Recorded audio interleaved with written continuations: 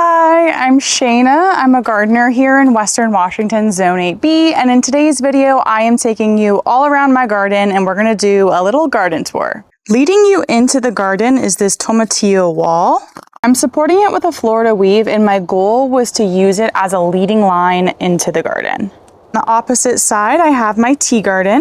I just designed this, so it's still a work in progress, but I have a culinary rosemary, lemon thyme, a nasturtium. I have a few different kinds of mint julep, mint mojito, chocolate mint. I've got catnip. I originally picked up catnip because we were having a lot of mosquitoes and it's known to repel them, and we get quite a few mosquitoes around the fire pit area. I've also got lemon balm. This is my favorite herb. This is lemon verbena. Highly encourage you to grow it. This is the best smelling herb I have ever smelled in my life. I've got lemongrass, lavender, and chamomile. True tea can only be made with like a tea plant. I believe it's called Camellia sinensis. I might be butchering that. I did pick up a variety when I was in Bend, Oregon. Turns out I picked out the wrong variety. But that's okay. We're gonna try to grow it anyway. The true tea plant will take several years to actually establish, so unfortunately I won't be harvesting real tea anytime soon, but that's okay. All right, let's check out the vegetable garden. In this front garden bed, I harvested my garlic about 2 weeks ago. It's currently in my garage curing for long-term storage. I did unfortunately have quite a bit of witch's broom. Witch's broom is a condition to which the individual cloves begin to sprout prematurely within the clove, and they're not good for long-term storage. So what I did with those is I ended up peeling them, blending them with some olive oil, and then freezing them to use as little garlic paste freezer cubes, which has worked out quite wonderfully and is definitely something I'm going to be continuing to do in future years. After pulling the garlic, I planted 8 different pepper varieties. I'm growing a total, I think, of 23 pepper plants, which seems absurd, but I love peppers. And once I learned that I could just use a freezer to preserve all of my harvests rather easily and be eating my own harvest into the winter, total game changer. So now I'm growing as many peppers as possible. The cucumber will be climbing this arch trellis here. It worked out wonderfully last year. A little side note is I do live in a cooler microclimate in Western Washington. So even though I'm still Western Washington, Zone 8B, I do live kind of on the last city before you get into the mountain pass. So it is pretty cool still. So usually my garden really doesn't take off until about August. A mini pumpkin variety, a Cinderella pumpkin variety, patty pan squash, and just your classic dark green zucchini. Parsley, my parsley is doing very well here. Also got some amaranth. In the second garden bed, I'm growing Green Express cabbage from Botanical Interest. I've already harvested 2 heads of cabbage that tasted wonderfully, so I'm excited to plant more here soon for my fall garden. I've got red globe cabbage. One is about ready to harvest on the other end. I've got onions. This is my first year growing onions. I've also got a lot of flowering cilantro, more cucumbers, more peppers. On the edge of the bed here, I've got, what is this? Butternut. Oh, 2 kinds of butternut squash and a Jahara dill green pumpkin. I don't know if I'm saying that right. I tried to grow it last year. I didn't have success, but this year it's looking in pretty good shape. So hopefully we'll have some green pumpkins. The butternut squash did wonderfully for me last year. The wonderful thing about winter squash, like butternut squash, is it stores well into the winter. We were eating it well into late winter even. So growing winter squash around here is an absolute must. You might have noticed my wall of tomatoes here. Over the winter, I did a tomato experiment where I grew one of each variety of tomato in 3 different methods. I started them all indoors under grow lights. I planted out my first batch in my raised bed. I have 2 rows of tomatoes that are going to be trellised vertically up this vertical tomato trellis.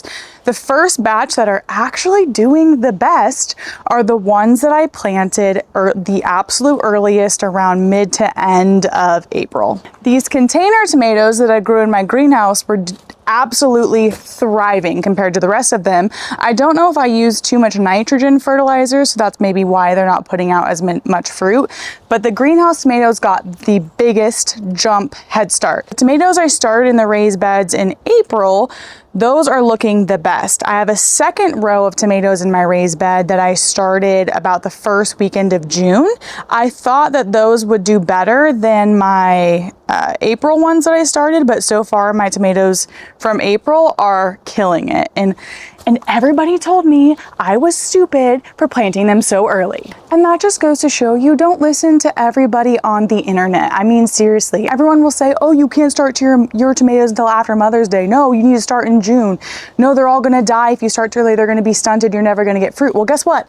The ones I started early that even suffered a little bit of frost are doing the best. They're the biggest, the bushiest, the greenest, and producing the most fruit, which goes against everything you've been told about growing tomatoes in the Pacific Northwest. This bed, shockingly, I have more peppers. I also have cilantro, leeks, a bunch of red onions, a volunteer sunflower from last year that I just let do its own thing. My plan this year was to let everything that just volunteered, let it be. Let it be and see what happens. I have some really fun pepper varieties growing this bed. I have Fresno, Anaheim. I'm most excited for my Marconi pepper. I've never grown it. It's an Italian heirloom variety that grows apparently like 12 inches long.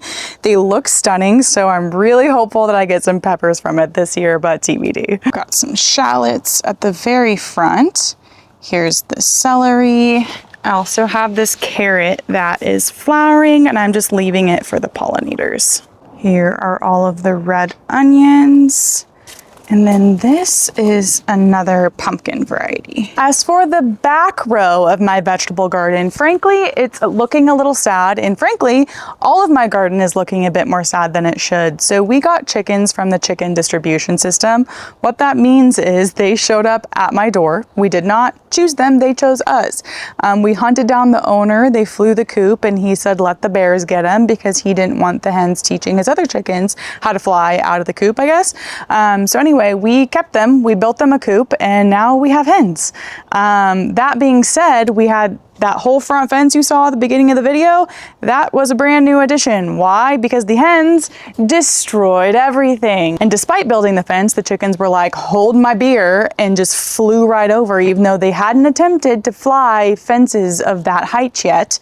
And here we are. And so this back row got the brunt of the damage, so I lost a ton of cucumbers, corn, lettuce, radish. I was at my wit's end. Frankly, I was at my breaking point, but today marks the first day that they have not laid an egg in the garden.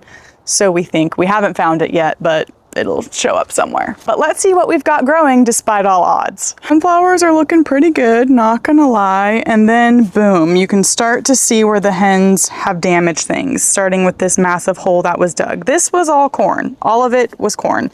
They tore some apart. I bought starts, replaced it. They tore that out. This was a full row of cucumber. Now I'm down to only a few.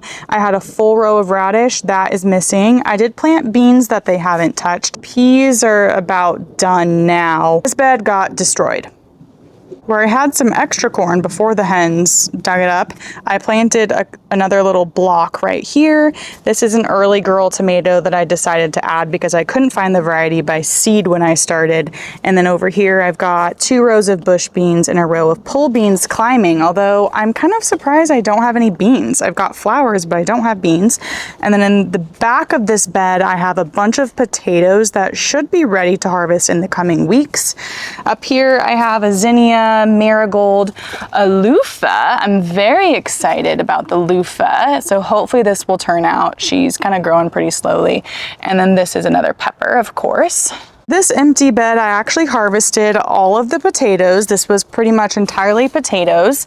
And that concludes the enclosed vegetable garden tour. I will be starting my fall garden here soon. So I'm gonna be starting out all my brassicas, tons of different lettuce, carrots, those all direct sow. Now that we have a solution to the chickens, I can actually direct sow my carrots. I think I'll be trying another round of potatoes as well. Planning on starting a pretty large fall garden. So follow along if you want to see what I'm planting out in my Western Washington garden. For now, let's check out what I've got going around the fire pit. This is the large privacy wall trellis that my husband built me when I wanted one that was like $1,200. So he built this. We've got grapes growing. I've got strawberries on each side. We love symmetry around here. So I've got 2 columnar apple trees on both sides of my trellis. Now, if you aren't familiar with columnar apple trees, they are a vertical style of tree that grow up like a pencil in a column, and they only get about 2 to 3 feet wide, making them great for small spaces, patio gardens. You can grow them in containers. I have those on each side of the trellis. And this is what I'm referring to as citrus corner.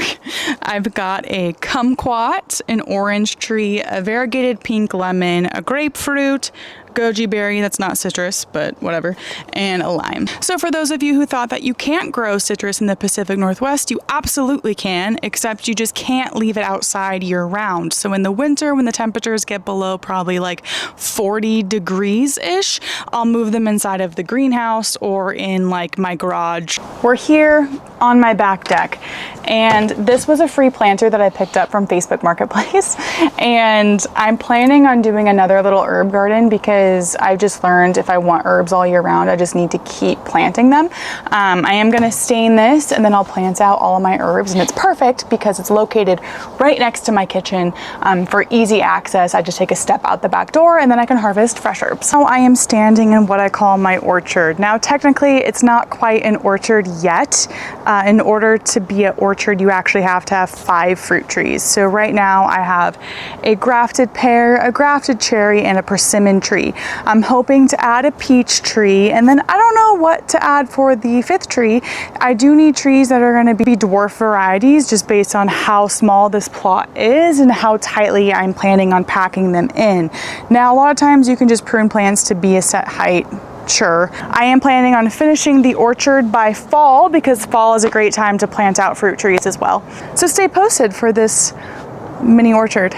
That concludes tonight's garden tour. I hope you guys enjoyed the video. I will be planting out my fall garden here in the coming days, so stay posted for that video. If you haven't noticed, this is a new YouTube channel, so I would really appreciate your guys' support. And if you have any questions, comments, tips, please leave them down below, and I hope to see you guys in the next video.